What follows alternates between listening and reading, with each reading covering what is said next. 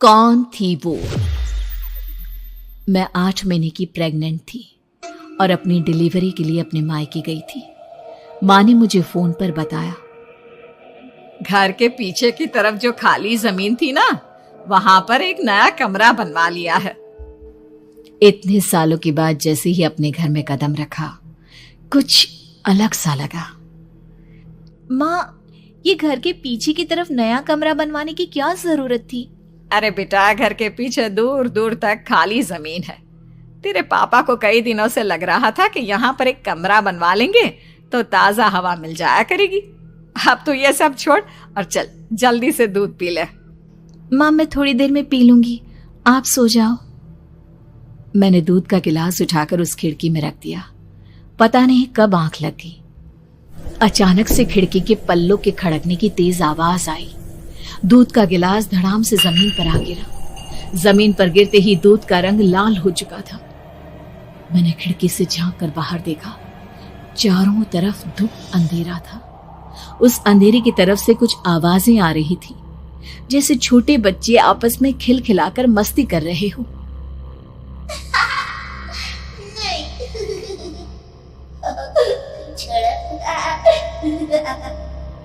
इतनी रात को इतने घनघोर अंधेरे में बच्चों की आवाज कैसे आ रही है?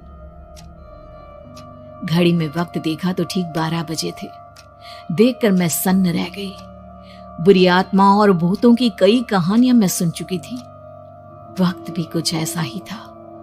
ऊपर से मैं प्रेग्नेंट। सुना था कि ऐसे वक्त में अक्सर बुरी आत्माएं औरतों का पीछा करती है, तो क्या मेरे पीछे भी? पसीने से तरबतर बड़ी मुश्किल से, जैसे कांपते हाथों से मैंने उस खिड़की को बंद किया। जल्दी से जल्दी उस कमरे से बाहर निकलकर माँ के पास जाने के बारे में सोचा, लेकिन जैसे ही दरवाजे की तरफ पलटी, लगा कोई साया हवा की स्पीड से दरवाजे के सामने से गुजर गया। मेरे गले में अटक कर रह गई।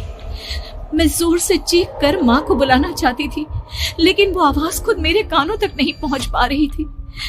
तो माँ तक कैसे पहुंचती? खिड़की के पल्ले एक बार फिर तेज हवा के झोंके से धड़ाम करके खुल गया और पूरी ताकत से मैं चीख पड़ी। जानती थी मेरी चीख की आवाज सुनकर कुछ ही सेकंड में माँ वहां पहुंच जाएगी, लेकिन ऐसा कुछ हुआ ही नहीं। मेरा कलेजा डर के मारे फटा जा रहा था। आखिर माँ ने मेरी आवाज क्यों नहीं सुनी? इतनी गहरी नींद में तो माँ कभी नहीं सोती। ठीक पीछे खुली हुई वो खिड़की। मुझ में इतनी ताकत नहीं बची थी कि मैं पलटकर उस तरफ देख भी सकूं। हवा का एक सनसनाता हुआ झोंका उसी वक्त मेरे कानों से आकर टकराया। लगा जैसे किसी ने दबी हुई आवाज में धीरे से मुझसे कहा, चली जाओ यहाँ से। मैंने दोनों हाथ अपने कानों पर रख लिए और एक बार फिर ताकत लगाकर जोर से चीखने की कोशिश की। माँ!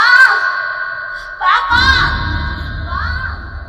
मेरी आवाज उस कमरे की दीवारों से टकराकर वापस मुझे ही सुनाई दे रही थी। जितनी ताकत के साथ मैंने चीखने की कोशिश की थी, कुछ ही देर बाद उससे कहीं ज्यादा तेज और दर्दनाक चीख मुझे सुनाई देने लगी। ये आवाज ठीक मेरे पीछे खिड़की से आ रही थी। वो आवाज मेरे कानों में पिघलते हुए लोहे की तरह गिर रही थी। उन आवाजों में हैवानियत थी। वो आवाजें किसी इंसान की नहीं है, इतना मैं समझ चुकी थी। कांप रहे हाथों से मैंने अंधेरे में कुछ ढूंढने की कोशिश की। तभी अचानक मेरा हाथ बेड पर रखी टॉर्च पर पड़ा। किसी तरह ताकत लगाकर टॉर्च का बटन ऑन किया, लेकिन ये क्या? सामने दरवाजे पर 3 छोटी लड़कियां खड़ी हुई थी। उनके हाथ में स्टील के चमचमाते हुए चाकू थे। मैं घबराकर लड़खड़ाई और पीछे की तरफ हटी, लेकिन तब तक वो मेरे पास आ चुकी थी। उनकी गर्दन टेढ़ी थी और उनके हाथों के वो चाकू मेरे पेट को निशाना बनाने को तैयार।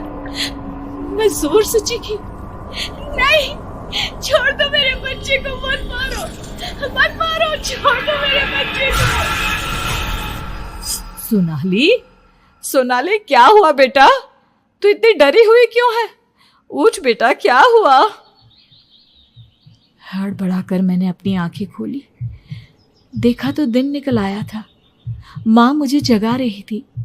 मेरा चेहरा पूरा पसीने से लथपथ था। क्या हुआ बेटा, तुमने कोई बुरा सपना देखा क्या? मैं अभी तक अपने पूरे होश में नहीं थी। वो मेरे बच्चे को मार देगी माँ। वो लड़की मेरे बच्चे को। मैंने घबराकर अपने पेट को छुआ। सब कुछ ठीक था। और वो दूध जो रात को यहाँ पर गिर गया था, उसका रंग लाल हो गया था। माँ ने हंसते हुए दूध का गिलास मुझे दिखाया। तुमने दूध पिया ही नहीं, पूरा का पूरा ऐसे ही रखा हुआ है। तुमसे कहा था ना सोनाली, सेहत के लिए लापरवाही ठीक नहीं बेटा। लेकिन मैंने तो सब कुछ अपनी खुली आंखों से देखा था। ये सपना कैसे हो सकता है?